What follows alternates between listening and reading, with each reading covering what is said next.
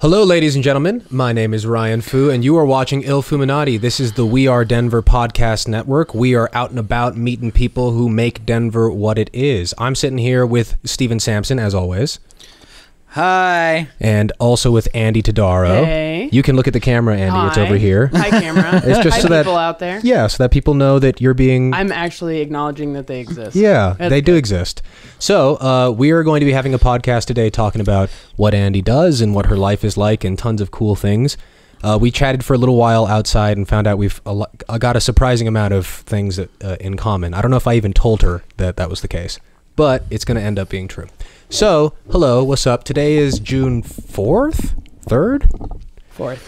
Jesus, the year is going fast. Yes, it is. And we are almost halfway through a Trump presidency. How many years are there in a presidency? I forget 4. sometimes. 4. And has it been 2 years yet? We're like halfway through. We're halfway through a year. Not even through a year? We're an eighth. We're an eighth in. An eighth in, so we are a full year.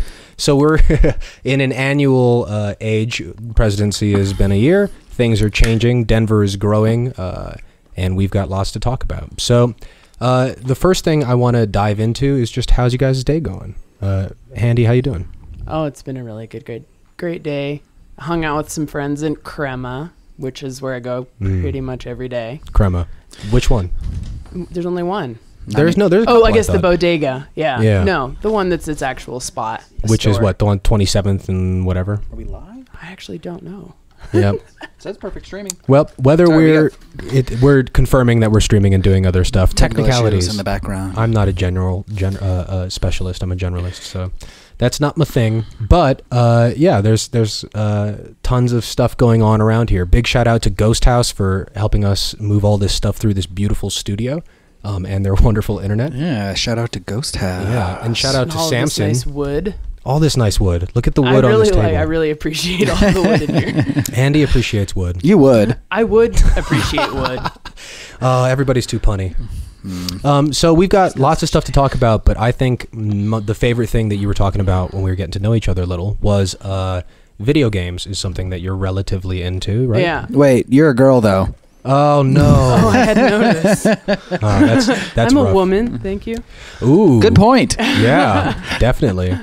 So as a woman gamer, what are your? You don't have to tell me games. As a woman gamer, as a human who plays video games. Yeah, I how's mean, that? that's actually the nice part about it. When you're playing, Yeah. you get to forget that. Yeah, even And you. pretty much everything else. It's you just using your mind. Yeah, You know? even you can pretend to be very young and having sex with everyone's mom. Yeah. Is that a video game that I've you've only been done playing that recently? once. No, that's the big joke about like, oh, I hate your mom. Yeah, that is a video game thing. But you know, usually it comes from the youngsters. Yeah, there's a whole culture of angry video game players, but I think they're reserved to the violent gun shooting video games. Yeah, mostly. but that's just one small subsection. Very one. Yeah. So what are your subsections that you? Well, I revel wanted in? to say, just in response to that one of the first games that I was ever into, well, after Myst, which everyone Yes. should play, but after Myst, I married him through the first 10 minutes. So well, they just remastered it, and the game I remember playing on a PC in the 90s. It took about 15 to 20 seconds to load every frame because it was all like a PowerPoint format. Go left, go forward, go right, and Very Oregon Trail. yes, very Oregon. Even worse than that. Like at least that was just dialogues, Right. that came up. But then it was impossible for me to get through the labyrinth at that point because it just took too long. Because that was a sound game. My PC then didn't have very good sound, and then that was where I quit. So I just got to play the remastered edition. Is it great? I finished it in 45 minutes. No, I was that's good. literally the hardest game I had ever played, and then I got back into it. I was, wow, this is easy when you can just open world. It's really cool. And then what I was gonna say, second game really into was actually Second Life, Wow. and it was integral in getting through a lot of really anxious years in college. And my best friend on there was a trans woman named, well, I don't even, her name was, I can't remember what her name was, but anyway, she was a dom in the game, but in real life was still having a difficult time coming out, going to the college that she wanted to as a woman, Wow. and trying to get her custody transferred to her like uncle and aunt. It was crazy. So I got this other kind of education, social education through Second Life. Do you think that was healthy for her? Yes, Yeah, so it sounds much like so. it. Yeah. So it was, beginning of the video games is a lot to do with the psychology of them. Yeah, definitely. I participated in a lot of MMO kind of games when I was younger, but so that was always the interesting part to me. The sort of social interaction of how you do things together and trade and all that stuff. Sampson, do you play video games? Are you a gamer? Not too much. Yeah, I've watched way more video gaming than I've ever played. Oh, see, I really enjoy the whole thing, but you got to make choices in your life as to what you're going to do, what you're not going to do. So I guess in a way, I chose books over video games. That's a smart decision. They're both good. I think. Yeah. You can't play a puzzle in a game or a puzzle in a book unless you're doing one of those choose your own adventures. Yeah, but then that's like barely even a puzzle. That's mostly luck. Luck and cheating. Right. You're like, I'm going to check page 82. Yeah. Well, the games I'm into now are, I just finished Corn, which is a PC game that came out of Holland, I believe. That was Out of This World, which is a sort of new Myst. And then Eyes of Ara is really good. And then I've been playing Zelda Breath of the Wild on see, that's the one Switch. I really like. It strikes a chord in me because I love the big open world RPG kind of games. And Zelda's always been that perfectly balanced with puzzle game. Yes. And it's also like cute and lovely and just Yeah. the graphics are incredible. Yeah. So that means you own a Switch. I do own a Switch. So that's for anyone who doesn't know. I'm not shouting out Nintendo. Nintendo's tight though. But I don't know. I'm a little angry with them right now, but yeah, we'll get into that in a second. So the Switch is, correct me if I'm wrong, a console that you can plug into your TV and also take with you. Yes. That's trippy. Yeah, it's got its own LCD screen. Yes, they're called Joy-Con controllers, so you can play. It has an accelerometer in it, so it has all the same functionality as a Wii. Yeah.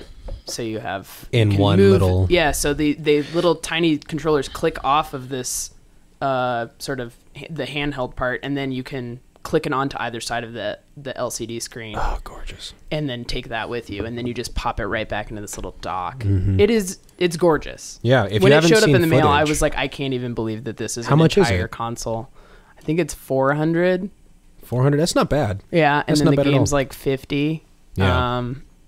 Well, I've seen the game in some footage, and I don't know if we can pull footage up to show the audience or if that's a copyright violation. But this is Twitch. They're showing video game stuff all the time. Yeah.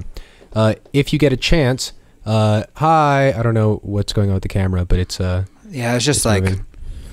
I'm making everything better. That's what's happening right now. Okay, all right. I have faith in you, Samson. I have great faith in you. You've got a name like Samson. It's biblical faith. I've gotten you. It is a beautiful name. It is. So if you haven't checked it out, what's the new one called? The new Zelda? Breath of the Wild. Breath of the Wild. It's a beautiful game. Yeah, so the soundtrack in it, or I guess sound engineering, the sound of the birds chirping, the sound of the wind. Yeah, the blade slicing the air. I was walking around in real life, IRL, for anybody who knows what that is, and was noticing the birds chirping in real life as a result of having been so immersed in the Zelda That's a universe. good It was thing. just like, wow, real nature is just as cool. But they actually captured that amazingly well. in the game, yeah. Yeah, I think that I played. Oh, let's see. There's some games I've had that experience in. Have you ever played? It sounds like you're not this kind of gamer, but there's a game called Bioshock Infinite. Have not. Fantastic game. If anyone hasn't checked it out, you don't look it up. If you've never played it and you're interested, don't look it up. Don't read anything about it. Go and play it once, because it's one of those games that, like, by the time you get to it, the end of it, it's a real trip. Like, I'm really sad, Samson. You've never played any games like that, have you? Like Bioshock Infinite or anything like that? No, I don't know. What's it? I have played a Bioshock. I probably played the first third or something. Yeah, there's one game. There's two Bioshocks that prequel this one. But this one is like it's about like a utopia. It's called, I'm surmising the game now. It's called don't look New it up. Columbia. Don't look it up, but now I'm surmising gonna it tell for you. It's called I could be wrong about half this, but I think it's called New Columbia, and it's like a Columbia that they were being oppressed by the United States, I believed, and create technology and magnets all around the world to float How do they Columbia out of, I don't know. It's the future. This is a sci-fi premise. You have to accept everything. That was a bad ICP joke. It's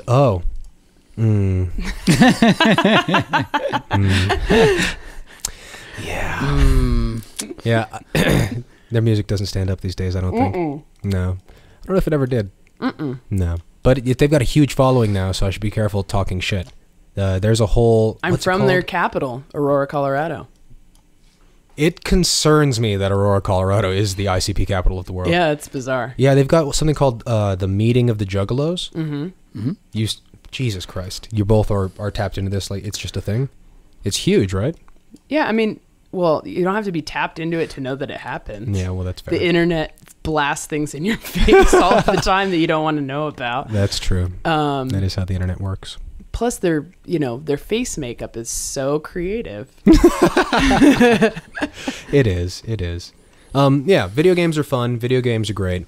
But we all do lots of different kinds of things. I think there's a cool, nerdy gamer culture, sort of about Denver. We've got a pretty big Comic-Con, and what are some other things? We've got like a big Shakespeare festival and things like that. Renaissance Fair is pretty big and here. all of the Small Press Fest and the comic book media. Denver Public Library has the most immense collection of comic books. It's kind of amazing, actually. I did not know that. Tried to get so I got Transmetropolitan Volume 1, which, if you're not familiar with it, is about this sort of gonzo journalist. It's like loosely Bukowski and Hunter S. Thompson type character, and it takes place in the 80s. And so it's like, well, it's not. I mean, it was written in the 80s, so it has that aesthetic.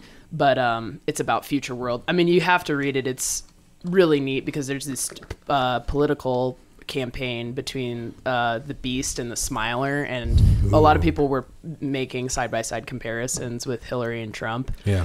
About the guy that has been in corruption for so long, but he's managing to like sort of work it out, and then the person that comes and tells you everything that you want to hear, just so that. And then he ends up being the person that believes in nothing, and right. Which one's worse? Right. I don't know. But Denver Public Library didn't have Volume 2, which is the other. When they do the Absolute series, they take all of the comic books, put them together in a hardbound book. They didn't have number 2, and I went through their like extra, like this step further to go and search for it. They have like a world exchange program, but they didn't have it. 2 months later, they let me know that they had purchased it for the collection and that it was ready for me to pick up. And then, not only that, but that I had to return it in only one cycle because somebody had already requested it. Wow. So it's just neat. Shout out for the Denver Public Library because they're incredible. I know a couple librarians, the kind of programs they do. It's just really amazing. Yeah, libraries. It's interesting that like libraries and other like sort of government-funded public resources are always such vast. First off, so quick to help the community. Yes. Right, and second, responsive. They're sort of an actual example of how government could be run. Like that sounds really stupid, but no, it's true. You don't have contact with the rest of the government the way you have contact with a library. Yeah, and services relative to the service you get, the cost is very, very cheap. Yeah. Which is not a government. It's because we all pay for it. It's like we all GoFunded me a library. Except you look at the roads and you realize, like, I pay for that too, and that looks like shit. Yeah, well, about half of everything you do just goes to bombing stuff. So. Yeah. Or developing our capacity to bomb stuff. Yeah. Effectively. And I would quickly. say more than 50%. Statistically, what is it?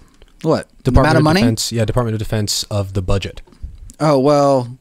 I mean, our defense budget equals pretty much the rest of the world's spending in general. I know, but how much is a percentage of our overall? And why would I think it's 56 or something. Yeah. Of our total budget. Yeah. What is money anyway? What is money? Who knows? We don't have the screen up, but I'll Google the shit out of that. I've never heard this.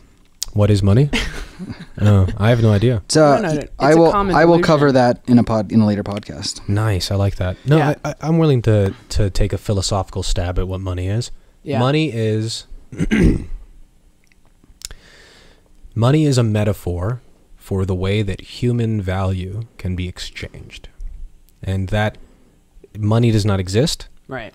It is a metaphor for a phenomenon by which the energy that people put into creating something can be valued and traded.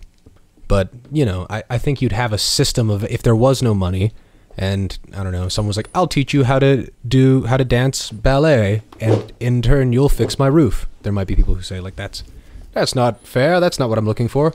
but somebody might really be looking for that trade. Well, yeah. Yeah, so the value system is not quite as concrete as money might make it seem. That's my opinion. I also think that it's quite interesting, all of the alternative currencies and local currencies that's come about recently, which is at least I'd say a step in the right direction for people that have the agency to support one thing and then not another thing, so that it's not all the same value. Yeah. My brother's working on, I don't know all the specifics, but specifically for Brazilian female entrepreneurs, so that they can bank and know that the money's never going to disappear or be leveraged against them or whatever. Yeah. And so what I've actually been thinking about a lot lately is it just got really echoey. It's really weird. Okay. We've got an engineer back there who's doing all kinds of fun stuff, making sure we sound tip-top. Yeah, that...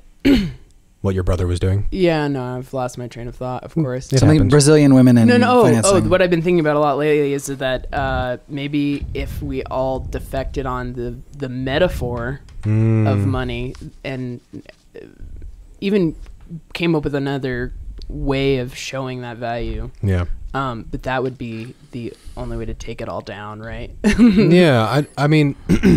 Well, it's coming down, so if you want to see how it comes down, just keep watching. No, well, okay, sure. It's a good point. I mean, and everything is always coming down. I think is also another good point. And we're always building it up, too. Yeah, exactly. It's always in a process of change. So I'm not sure, maybe we'll never develop an ultimate system of currency or any system. But my question is, like, are we trying? Is that anything we're even attempting to do right now? Oh, yeah, totally. Well, I mean, in certain ways, like Bitcoin and Ethereum are sort of what's the third one that's popular? Bitcoin, Ethereum, and then... Well, those are the top two, and there was a third kind of nearby, which was Ripple. But Ripple's like bank only. It's just for international exchanging, basically. Yeah. But there's a major gap between 1 and 2. Bitcoin's like Bitcoin is twice as big as Ethereum, and then Ethereum is twice as big as the one below it. But the bottom 200 add up to about the same investment as the top 2 at this point. That's good. That's really good, right? Yeah, there's a lot. And actually, I've got a newcomer on the scene, the basic attention token that I was going to open my podcast with. But I can say it right now because No. Save it for your podcast because that sounds tight. Yeah. Yeah, definitely. Yeah, it's a new web browser / way to monetize advertising on the internet and clean up advertising because it's a very interesting... dirty business. Yeah. Yeah, everybody sells your advertising information these days. If you're watching our podcast on Twitch, your information's being sold to video game providers and whatnot right now. So, I mean, in a way, you're generating capital for an organization. In a way, you're a consumer, but in another way, your watching is a form of labor, isn't it? Because it's creating the views which are necessary. Yes, absolutely. Yeah, you're paying attention. Ooh. Damn you, etymology. Yeah. There's a lot of really good ones. So yeah, there's cool currency systems that are coming out, but I'm of the belief's the wrong word. Ryan doesn't believe anything. He's right.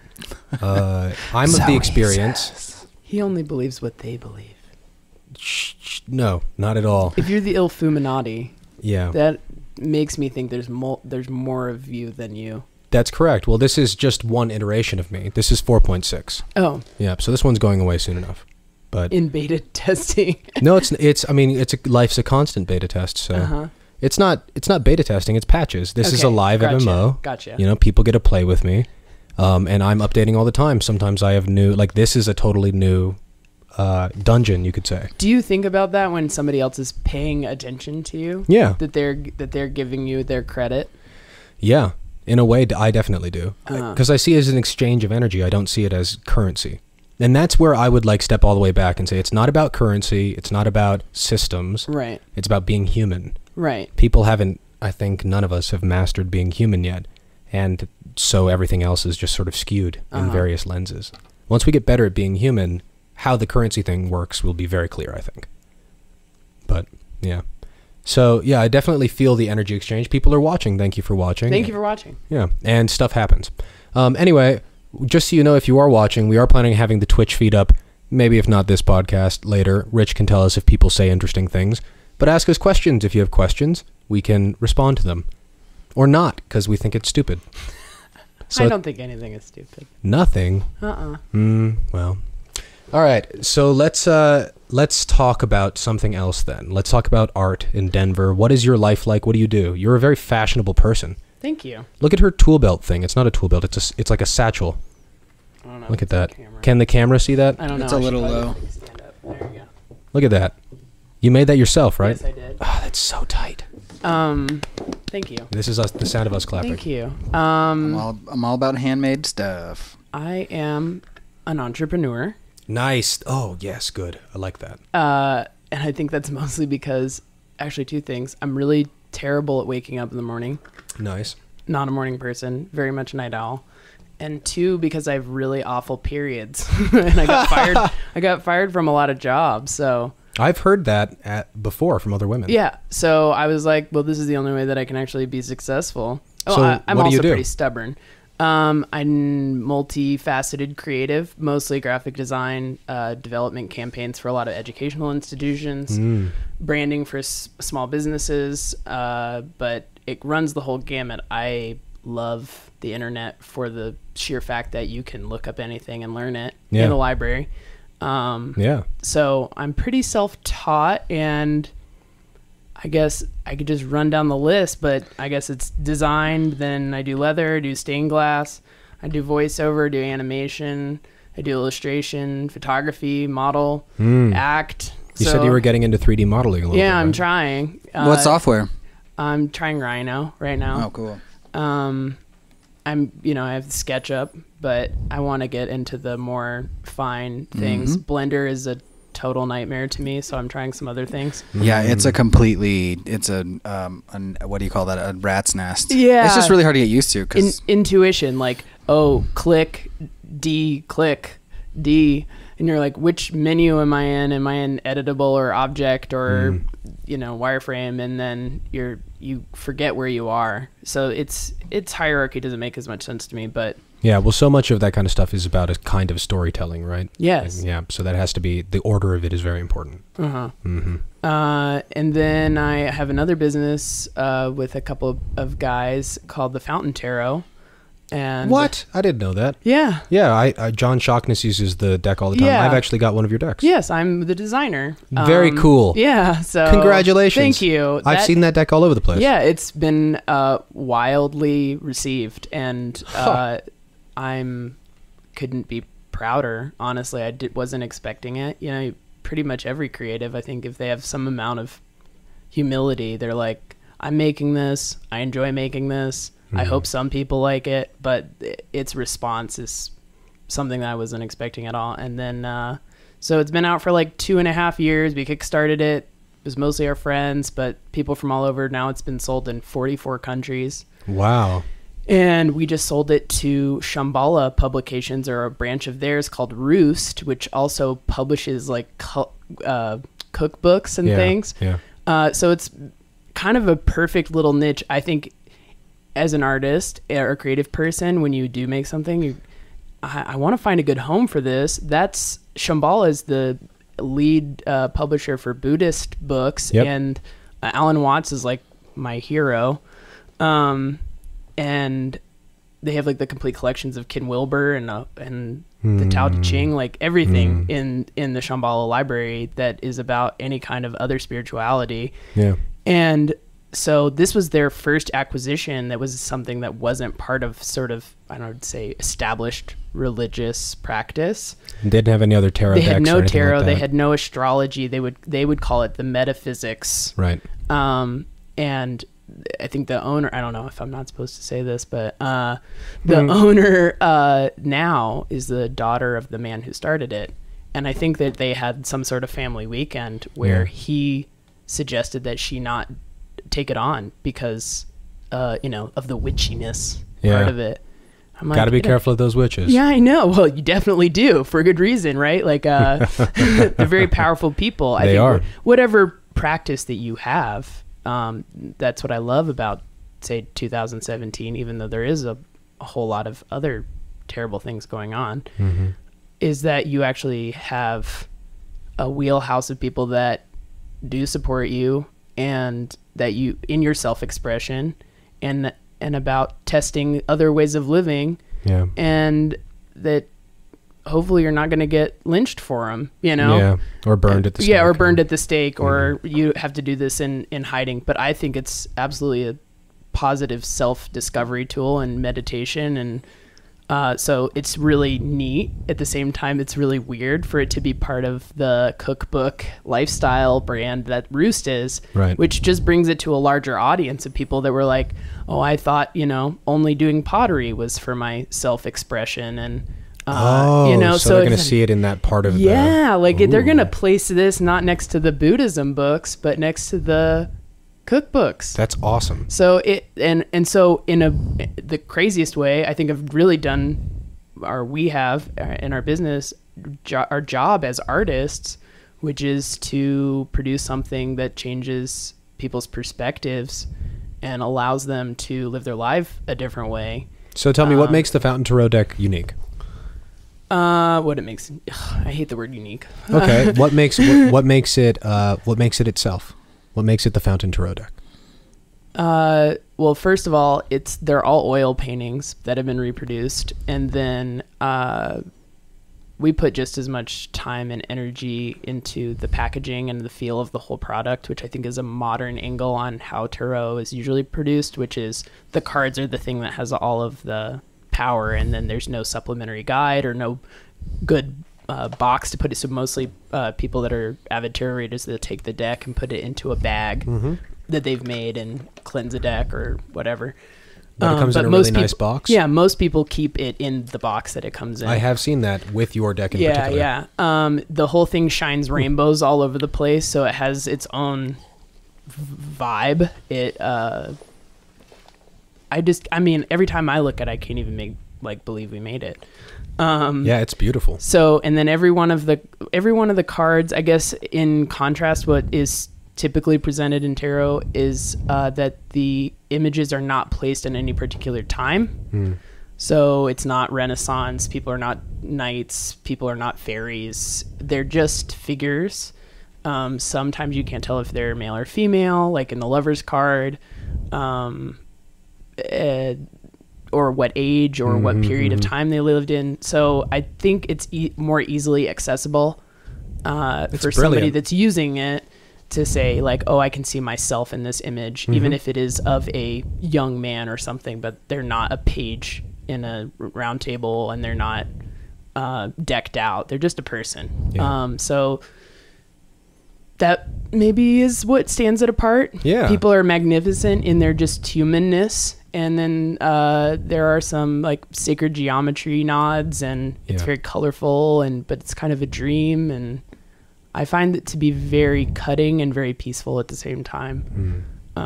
Who'd you work on the deck with? Jonathan Size and Jason Gruel. Jonathan Size is the painter. He's about to have if you want to talk about art shows, I do. This awesome show called So Wrong It's So Right. And he is taking over the Leon Gallery. He's renting it out. Where's that? 17th and Downing. Okay. And for 120 days, he's going to do a new piece in the window, two, I think, a larger piece and a smaller piece, every day for 120 days.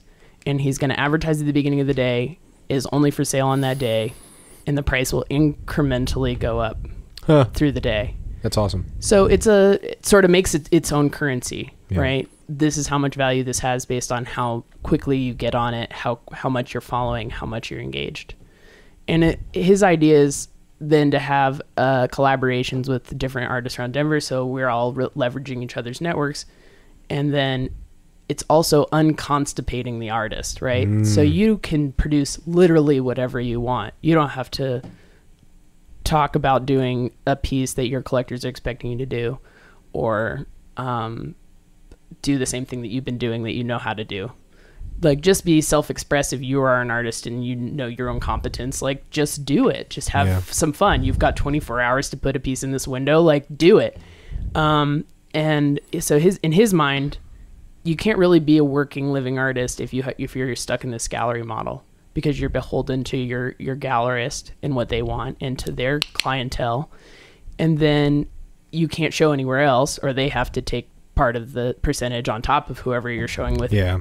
Also. The whole bureaucracy of the middleman. Yeah. And then, you know, it's not that they're not doing anything either. Mm-hmm. It's just that the frequency at which people buy art and the culture around how that's done as a client, and where that person is offering you not only the service of showing you the art, but then convincing you into purchasing it. That is a relationship there that the artist doesn't often have any kind of ownership over. And then maybe the artist isn't eating, and they're spending all their money on more materials. And then they've got an entire collection of art that they don't have anywhere to store because they're living in a studio apartment. And then, so you're kind of in a catch-22. Yeah. I've also seen, and I see this mainly with female artists, they get one older male collector that calls all the shots on them. And so they don't have any voice anymore. How much of that have you encountered? Because I will say, like, I worked in the theater world for a while with the Black Actors Guild. I still do. Yeah. But I'm helping to transition sort of my own way through, and by no means out of that. But my role is going to decrease a little bit. And a lot of the stuff I ran into in the theater world was that a lot of the culture is very white. I mean, we live in America. Yeah. It's white dominant. But the canon for theater content is insane. Like, there's the part of the reason we were the Black Actors Guild is that you pretty much can't land a role in modern theater, not film and whatnot, but in modern theater, unless, especially if you're a person of color, unless you're like servant number 1, servant number 2, best friend. You know, there's very few lead roles, right? Unless you're like Othello or something like that. So my lead roles were always wife or whore. Nice, and that was it. Why not? Which I think is still. I mean, if we're talking about roles in the theater, you know, persona is from the theater. Yeah. That those are uncomfortably still the roles that we're all freaking playing. Yep. You know, or there's still an underlying expectation. So if you really want to see how you can break down how people are going to automatically see you if they haven't spent time getting past the facade. Yeah. These are the roles that you're supposed to play. Yeah, yeah. Well, how's it in the visual arts world? Because that's how it is in the theater world. In the visual arts world, I mean, this is again with the social media and such. They always made celebrity of the artist. You were either supposed to like them because they were so weird that you wanted a piece of their self-expression, right? But then with the self-promotion, I think that there's a how much somebody can be part of your life that's this celebrity watching voyeuristic thing. And so as it's crept into the art world, it becomes more important who the person who's making the thing is than it was before, and that was all maybe under wraps a little bit more before. You could write whatever narrative you wanted on the wall about so and so and how they grew up and who they were and what their art was about, and it's from a specific point of view, but the artwork was supposed to speak for itself. Now that plaque is more important? Yeah, I think now the person being there and talking about their own work or being a representative of it is more important, which I think actually harms it, you know? Yeah, the purpose of visual art. But the opportunity were always there for the white male artist, more so just because that's how it goes. But I see more now, it's the Adam Gildar Gallery just had a show with Taylor Balkison, curated the entire thing. Give me, I'm going to say this wrong, but give me more money, please. Give me more money, please, which is an all black show, male and female. And it was actually a really incredibly powerful show. At the same time, Gildar's basically getting kicked out of his apartment, which is above the gallery, and they've kicked out everybody else. There's not another single person living there. So I guess what I'm trying to come down to is, as young people, as young artists in Denver, I think I don't know, we've always been really supportive of one another. Everybody comes out to each other's shows. Yeah. And then there's even more young people coming out of RemCat or wherever. But I think there's room for it to even be more well-knit. Yes. Our communities. Yes. And not just within the communities. Not just within visual arts, right? Across all the genres. I totally agree, and that's what I was going to say. Instead of which is why I like what Jonathan's doing. and keep, instead of just saying, well, if I get an art education and I produce this type of work and I get in with this gallery and they sell to their people, which is the same people, we got to start leveraging our own thing, you know? Like, the model's not so working anymore. Even at the Museum of Contemporary Art, or the Denver Art Museum for that matter, producing something about, you know, Star Wars, like, yeah, it's going to get bodies in the door, but is that the statement that Denver wants to make about what it believes in or cares about? So there's a balance in economies versus like actually making a statement. So I think 9.arts actually does a really good job. Yeah, they do. Placing people and getting the right people connected for restaurants and so on. So all the mural gigs. And all the mural gigs and everything along Cherry Creek Trail. It's fantastic that networks of artists are coming together like that. Yeah. That's part of the goal of what we're here to do as well. So enough about the Denver art scene. I know it's a lot. And part of the reason we're here and part of the reason you're here is for us to be tapped into that and to learn more. And you've accomplished that. Okay, good. Well done. You did a great job. Yeah. I dropped some names. You did. And I feel super informed. I hope you do too. I hope you do. Yeah. If you have more questions, I'm sure I would clarify those two. Yeah. If anybody on Twitch had questions, or if you have questions on the page or whatever, message us. We'll get it answered. Cool. So that's all very fun, but I'm more interested in who you are and what you're doing. So you're a unique, cool person, I think. Thank you. Yeah. My question for you is, what is what's like the weirdest, coolest, most intriguing thing going on in your life now? Because I can tell you're like sort of a wild woman mystic that's in your makeup. What is it that you're into right now? What's your stuff? Oh man. Well, I'm actually like a really private person. Okay. No, it's funny. I'll not share any of that. I'm private and I'm actually an introvert. So I spend most of my time not talking to anybody. You would never guess. I know you would never guess. Yeah. Which, are you sure? I'm positive. Are you absolutely sure? Actually, I'm pretty sure you're positive, negative, positive. I'm positive, negative, positive. According to your mostly Instagram. Right. Mostly right.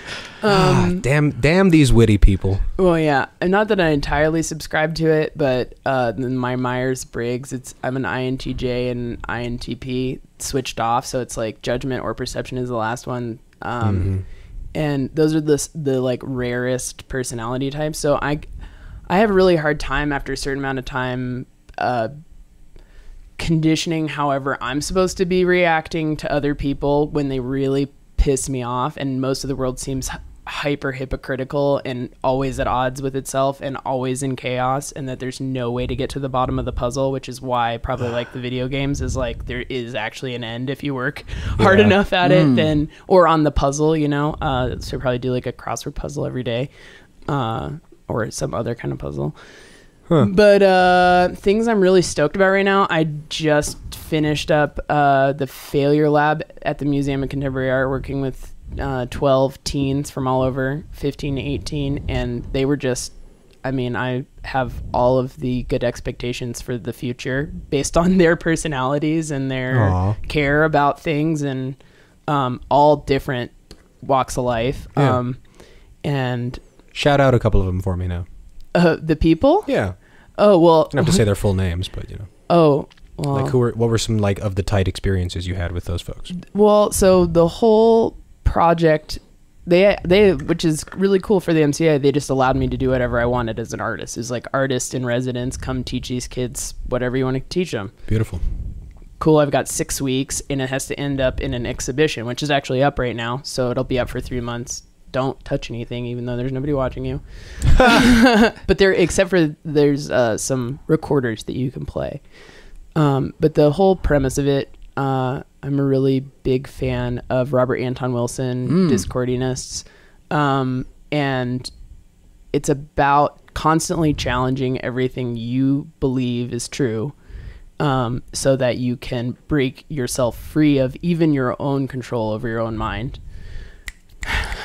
You actually, Ryan, I would probably touch on him. I would, you know, it's one of those things where I was like, oh, I'll have to hit that the podcast partly because Robert Anton Wilson is cool, especially to you. Have you heard the name? No. He was a random writer for Playboy back in the day, and you know, like a writer in general.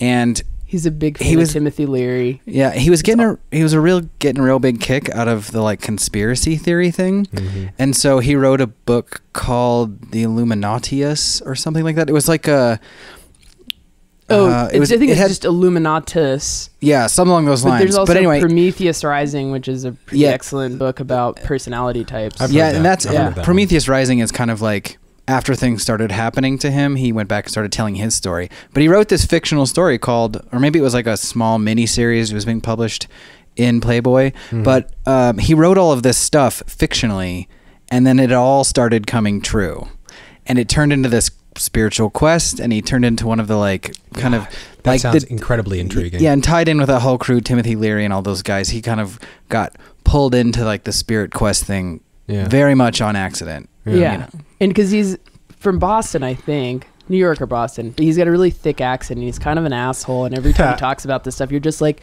yeah, I want my deli guy to like tell me about how life actually works. That's how it feels. Ascension. Yeah. I don't think I've ever heard his voice. You're lying honestly. to yourself. Yeah. So it was loosely based on that. Which to these kids, everything they believe in up until this point, somebody told them how to think it. Yeah. But they're still in that great gooey brain stage where they're still like, I don't know if that works for me, or maybe I'll try this different, or I get to choose what school I go to, not I don't really want to go to school. So at least they're already here in this program. They have the capacity to have desired doing that for their free time on every Wednesday. And so I guess it ended up being about radical self-expression and about constant questioning. The title of the show is Question Everything. And what I had them do were all the sort of basic things that adults have hard times doing, which is like dancing in public, asking people for their secrets. Yeah, right. Do you Telling get to participate? It's like an experiential show. Are you participating in these things, or are these each project is them doing it? So yeah, the culmination and the exhibition end up just being these sort of artifacts of all of the experiences that they had. And awesome. I just said, you are art. So actually your experience and how you affect the world and everything that you do every day is the art. So because that's the point of it in the first place as an artist, is to change people's perspectives. So if you go in to your local sandwich shop wearing a cape, you've probably changed somebody's perspective that day, especially if you can speak to why you decided to do it. And that you chose that, and you have the agency and ability to say, this is my point of view, and nobody told me to do this, and this is what I believe. So Andy, so we that did is that. awesome. Yeah, we did that, and it was super fun. My first, I have to brag about this because it made me so happy, but the first day I was so nervous. I was like, I can't get in front of all these 12 kids that are looking at me. How old were they? 15, 18. Oh, so not kids, but younger Yeah, adults. no, total. Yeah, their brains are still gray. They're functional. Yeah, no. I mean, that's what I said. I got to be responsible for this because it might really have an impact, like a major one. So the first day, I was like, I can't just stand up there and say something to them. I want it to be very targeted and very specific, and I want to think about this beforehand. So I wrote the whole thing out. I recorded it. And then I came in. I didn't say much. I just kind of sort of introduced myself, but not really. Had them all take this piece of black fabric off the table that had a rubber band around it, unfurl it, cut it in half, and then blindfold themselves. Yes. And then I played the introduction, which was about 15 minutes of just that I said. Yeah. Like, you get to actually choose what your perspective is. That's your reality. This is your instrument. So if it's something's coming in that you so tight. I know. That something's coming in that you are having a hard time responding to or whatever, like, take time inside and then respond outside. So then I played the whole thing for them while they're blindfolded. It says, picture the universe, come down, micro, macro. See your connection with everything, and then I said at the end, and you've all been being recorded this entire time. I video recorded them, and this is our first collaboration. Yeah, which is a supposedly adult female artist introducing themselves to 12 teenage strangers. And we played the video during the exhibition. I did fast forward all through the entire thing in the beginning, and then just the reveal at the end where I said you could take off your blindfolds. And the faces are just... It's like that eye-open face. Yeah. Where you go... Because I designed a kind of class, or...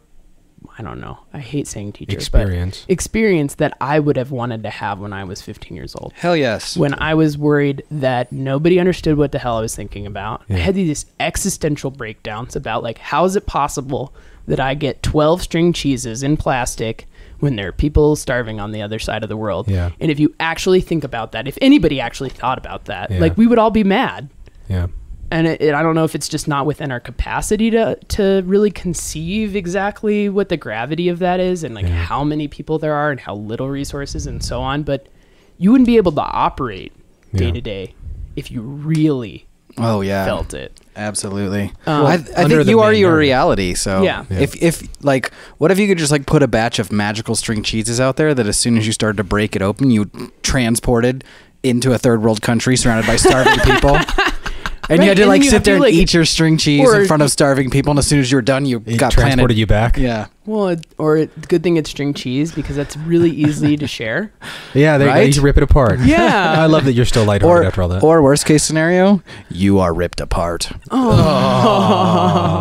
But was it ever really together in the first place? Oh no. Existential crisis. know. Really, it would rip you mentally apart, I'm sure. So yeah, That's awesome. I'm recovering, I guess, now after not realizing that I'm gonna not have like a weekly relationship with any of those people. Yeah. But hopefully that... You said it was 12 weeks long. When did it end? 6 weeks long. 6 weeks long. And When did it end? the exhibition was last Wednesday. Nice. Yeah. Congratulations. Thank you. That's so awesome. So did you have 6 separate...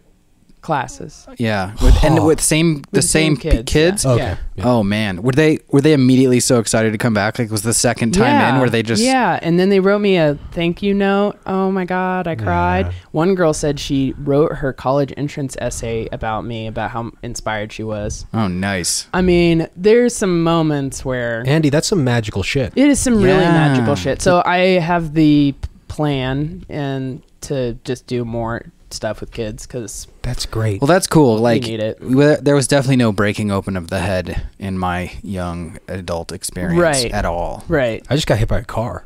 That was really easy. Ryan, Wow. Ryan got lucky. I got really lucky. But no, that I mean, what to me makes me so excited is to think there is a place in the capacity for human potential for that to be what our education system looks like. Oh, me too. Like that fills my heart with joy to think that we could have, that the education system could be a way for young people to explore their experience. Mm-hmm. That's Which when I was growing up, there wasn't a single school that did that until they started having charters where they're like, well, these kids learn really different, so how about we all put them all together and see what happens. Mm-hmm. I went to the Denver University High School. We're about to have our 10-year closing of the school reunion. And everybody that went there is just a total weirdo. Like, that school totally saved my life, and it ran out of money because nobody understood what the fuck was going on. well, they turned out a really good person. Oh yeah, so. Not only people, like Yeah. almost, I think 70% of the people that I went to school with are entrepreneurs, writers, like creative weirdos doing awesome stuff. That's people went to awesome. the military too. I mean, like it's all over the board, but everyone had some major capacity. Anything below a B was failing in the school. Everything was discussed. There was only 125 people ever there at a time. My graduating class was 20 people. We each got our own speech when we graduated. Wow. And I remembered recording a reenactment of Faust. There was me and like 3 other people, and this guy starting his own religion inside of the school. Wow. And I said, Yes. he said bad Andy, and I said good pizza, and he's like, that's it, you're the muse. And it's like, that stuck with me forever. Wow. I mean, eventually that guy, I think, went kind of crazy because here we are. It's just the education system and the government and just the idea of a country in general wants citizens that will abide, will contribute. Follow the rules. Yeah, contribute and then Comply. but it's in a very formulaic way. Yeah. You're born without seeing that there's you know, if there's something beyond that, and maybe you've never been exposed to it, but you just know it's there, then it feels frustrating the entire time. And that is all these people together. You see that there's some pretty magnificent things. And then I went to college, and it was like horrific again, you know, and I think that happened to many, many people. Yeah. Did you go through all the way through college? Mm-hmm. Yeah, I dropped the straight fuck out. Yeah. Yeah, I got there, and the first thing that clicked for me is like, this is what American Pie is about. Like the first time I like went to college, and it really went through because I like, that was the first time I'd ever started reading like declassified FBI and CIA documents, which was like they're really interesting spy drama intrigue. Like on microfiche in the basement of the library. That kind of stuff. And and I remember going there and thinking, this is why I've been shown American Pie, and all this media has told me that college is this giant party where you get to finally be an adult, and like, so like it was such a obvious form of indoctrination to me, and no one knew what they wanted to do. No one knew why they were there or were passionate about anything. They were confused, and me and my friends were all super passionate about theater and acting, and we all came from Denver School of the Arts. Mm-hmm. So, without blasting the school we went to or anything like that, Denver School of the Arts did a great job. Yeah. And my friends and I were like, we've learned this before. Mm-hmm. We've already done it. We're just going to drop out and do it. And we did. That's funny. I had a really similar experience, but it was kind of weird because it's like outside of like this kind of group, I don't think I could really explain the straw that broke the camel's back. But I definitely was experiencing that, like, none of this is hard. Like, if I really needed to do this, like, if I really needed to build a bridge... You're a genius, that's why. Well, yeah, but that's the whole thing is, like, it's something that I'm good at. Yeah. So I could show up. And even then, like, I wasn't really applying myself, like, mathematically. Like, I didn't pick up all the math needed to build a bridge. But if I really wanted to build a bridge, I could go get that book, and then I could go get the Build a Bridge book, and I could build a bridge. It might take me a while. I might have to add on an extra couple of years to the front of my bridge because I didn't do that at school. But I was like, you could just read a book. And so I was definitely a little disillusioned by that. Yeah. But this one day, I was talking to an upperclassman, and he was, like, working on stuff, and he had a bunch of notes stuck to his... desk, and I was like, so did you memorize all the trig functions, you know, so that you can just like knock that shit out? And he was like, why would you memorize anything? And I was like, you're not passionate about this. You're not learning. I was like, well, and like, you know, they were like knowing how, and everyone knew that like you can just look it up later and it's not that kind of thing. But in my head, I was like, if I was really into this, I would want to memorize all that because I could just crank stuff out, you know, and all those things would make sense, you know. And like my hero is Richard Feynman, who like I love Richard Feynman. That's a dude who memorized everything. Like he works everything forwards and backwards, and it integrates into himself. And so then when like reality flows from his mouth from a physical perspective, you know, like a physical perspective. Yeah. So this kid was like, no, why would I do that? And I was like, I mean, you kind of made this connection in my head right now, but I was like, wow, these people aren't passionate about it. Where do I go to be a passionate engineer? You know, and that really did it for me. But I've never really been able to explain that to people. Like, oh, I was just talking to this guy and he doesn't memorize trig functions, and that killed it for me. Yeah. No, absolutely. Yeah, I think it's because it's a spiritual quest. We're on a journey to find out how to express ourselves, right? And what we're expressing, right? And who's expressing it. And we run into people who are running through the motions, but they're not asking those questions. This is what I would say is the main difference, and I feel like it was like one of those same sort of camel straw back things where somebody was like, yeah, after you've been working for 50 years at the same company, they give you a gold watch. Yeah, and that kills like, me. Wait, like wait, hold on. I'm sorry. Let's clarify real quick. Yeah. Like, so you get a retirement after back-breaking labor for 3/4 of your life, and those assholes give you a fucking watch, which is a symbol of time. That they it's like a waste. Yeah, and it was like, maybe the thing doesn't even fit, like they're a dime a dozen, and that broke my heart. I was like, I can never work for anybody else for longer than like 2 years, because if they own me, the only thing that I would get for giving in my entire life force, like everything that I am for most of my life, is a gold watch at the end. And the main difference in, I think, people that maybe think like we do and everybody else is that you're working for the end instead of working as it for the happens. Now. Yeah. And that's the only difference. Yeah, I meet people who talk about, well, I can't wait till I have money for this thing. Yeah. Or I can't wait until I have this for that thing. Yeah. But my interest has never, at least since I had some kind of awakening or something like that, some moment where that happened, I'm no longer interested in the future. It doesn't exist. I'm interested in bettering my now. Right. You know, and that's like surrounding myself with really dope individuals. Yeah. Talking about cool shit, you know, that to me is the only thing that exists. It's not a question of what's better. Yeah. Right. How can you know? How can you know? And like, how can you plan for anything like that? I'm not saying that you Yeah. should give up having goals or you shouldn't work towards things or whatever. In the future is happening now. Yeah. But I'm thinking it's mostly a psychology about whether or not you already possess all of the things that have already made you successful, that have already made you whole, Right. or that they're all future tensions, that it's all Right. things left that are left for you to acquire, accumulate, or it's all somewhere else besides already right here. Yeah. And that is to keep people slaves, to keep people course. working. Tomorrow never If you- comes. Yeah, if you keep telling people they're too little and not enough, and if they worked harder, then they'll work harder, and Yep. that's a machine. All right, I've got a final question for you because we're coming damn near to the end of our Yeah, podcast. we Oh Yes. man, I have so much more to Technically say. 3 Good, minutes. good. Well, there's another. That's fine. You can there's come another back whenever. podcast if you'd like. Okay. There's other things that happen. But final question, because really everybody we've had on the show so far feels this way. Yeah. You know, I don't think this vibe that we're representing has a name. Yeah. But I do think it's something that's growing in Denver. Yeah. Would you agree? I think it's not just growing in Denver. It's growing everywhere. It's Yeah. growing everywhere.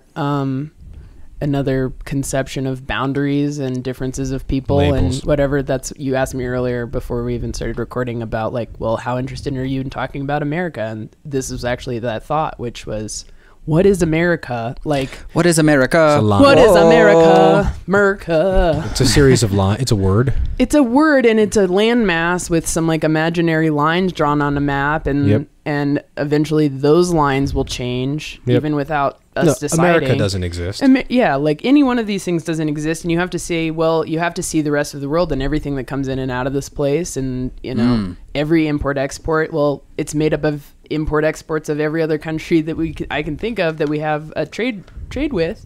So it annoys me to even just talk about Denver as like some like up and coming place with only people that think this way or Yeah, well, whatever. as we just spoke, we should take the future tense out of it. Like, Denver isn't up and coming. Denver is amazing. Denver is. Yes. Yeah. I have had a hard time whenever I do go to other larger major cities that the pace is not exactly right, a little too fast or a little too slow in terms of how quickly people want to move through things. Yeah.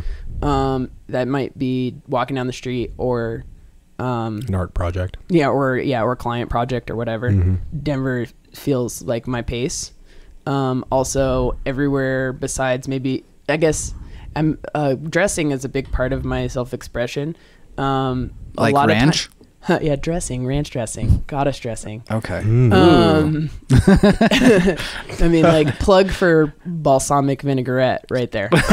No, is clothing, dressing clothing. Yeah. That even some days I wear something that's so manic and I'm like, I don't want to wear this out, but I want to wear this out because I don't want people to give me any attention, but I want to wear the thing. It's like, like really uncomfortable, anxiety. But anyway, in Denver, people are the nice amount of appreciative, right? Yeah. Other places way too appreciative and they'll follow you around, and other places they ignore you entirely, and then you're like, I don't know. So like, Yeah, I feel like there's Denver does appreciate the weirdos. Yeah. There's this like perfect vibe, and that has always been here my whole life. So now I feel like it's gotten a little bit I don't know, away from itself. It's diluting. It's diluting because there's a lot of other paces and people and so on. Massive influx. It's a massive influx. So it's a little lost on its identity right now. I really do think that the people that have stayed here and not moved elsewhere in terms of art or creativity or doing their due diligence to be participatory. And I'm constantly, like I said to my kids, just every moment is a moment of education. So when you are talking, like so another one of the projects was to collect strangers' hair, which is a project I've been doing for the last couple of months. That's not weird. Yeah, no, not at all. I love it. Is to just walk up to somebody either on the bus or at the bar or on the street or at the coffee shop or wherever and just say, hey, can I have some of your hair? Yeah. So it's a And consensual. Did they all do It's it? consensual. Yes, Oh, everyone. that's amazing. My anticipation was that I would get really like, no, I don't want to give you my hair. Yeah. And everyone, sure, like, okay, sure. And it's actually just the artists that are like, what are you gonna do with it? Yeah. And I'm like, I'm putting it in art, and they're like, are you doing voodoo? And I'm like, no, I wouldn't do that to you, you know. But there's I like, wouldn't do that to you, she says. no, I've never done voodoo, but not intentionally. Gotcha. But I'm really surprised. Yeah. It's people. This is just as much about the hair as it is about the interaction. So, am I brazen enough to ask somebody that I don't know for something that's personal to them? This also is a token or a symbol of your person, and enough that people think you can exercise voodoo on them with it. Yeah. But the people that I would expect to say like, oh hell no, you're just way too weird. Yeah. Every one of them has elected automatically, and then with no explanation, and then their friend says, well, don't you want mine too? And so I do it, you know, and I carry around a little pair of scissors and I fold it into this little envelope and I write something about our interaction. The part where people get offended is they're like, well, now I want to see what this becomes part of. And I said, you can't, because we have to remain strangers. Yeah. And then they'll say their name, like, oh, well, I'm so-and-so. I'm like, oh, well, here's your hair back, like the end. Oh. So I love that. That's So I love amazing. you. You're very, fantastic. very complicated little interactions that I learned so much about people through. And so far in Denver, everyone has elected to give me their hair, which means it is a very cool city. Yeah, it is very cool. You're very cool. I think that you're on a level that I really respect and appreciate. Like, your art is not just a method of expression. It's a method of reflection. Yes. And it's very impressive. I very much like it. Yeah, you're very much getting into other people's heads and messing around. Yeah, I love which it. Which is amazing. That's some psychic magic stuff. Yeah, which is why I'm an introvert, because if I'm on all the time, I see inconsistencies in everything. Yeah. And I want to know. So it's exhausting if I'm around everybody all the time. Gotcha. That's really interesting. All right. Well, we're wrapping up. This has been Illfoominati. Andy, thank you so much for being with us. Thank you for having me. This has been really fun. Good. I had a great time. Yeah. We hope you please guys come had back. a great time. Well, there's obviously so much more to talk about. Yeah. Give us a couple of things. So we're definitely going to plug your show, the one that you did with the kids at the MCA. Failure Lab at the MCA. Failure Lab at the MCA runs for another 3 weeks. Is that going right now? Yeah, it's right. No, it goes for 3. It's going to be up all summer. Oh, okay, cool. I'm and there. it's the 3rd floor behind the Bubble Garden. There's this sort of ramp. You just you'd pay regular admission to get in, but Yeah. I think they had a penny Colorado resident day, or maybe it's this weekend. Anyway, Pay full price, it's worth it. Yeah, It pay is full worth it. price. It's MCA is worth worth it. Jenny Morgan's in there right now, and Yeah. Derek Velasquez. I know both of them, and they're both great. Cool. Check that out. Buy the Fountain Tarot deck. If you do tarot, you might as well. Yeah, you It's would super love cool. it. I promise. Yeah. What else? What are some other things that you got coming up? I actually don't know. I think I'm going to go on vacation. Good. Nice. Where She's to? going on vacation. Don't bother her. Otherwise, yeah. You can go get foreign hair. Yeah, I do back alley manicures as a sort of like fun social experiment. If you want to give me your hair but not tell me your name, I'll definitely take it. What else do I want to say? I don't know. I guess that's it. Well, check out her Instagram. She's got an Instagram. It's listed in her frame. Mm-hmm. Well, that's Twitter. Unless it's the No, same.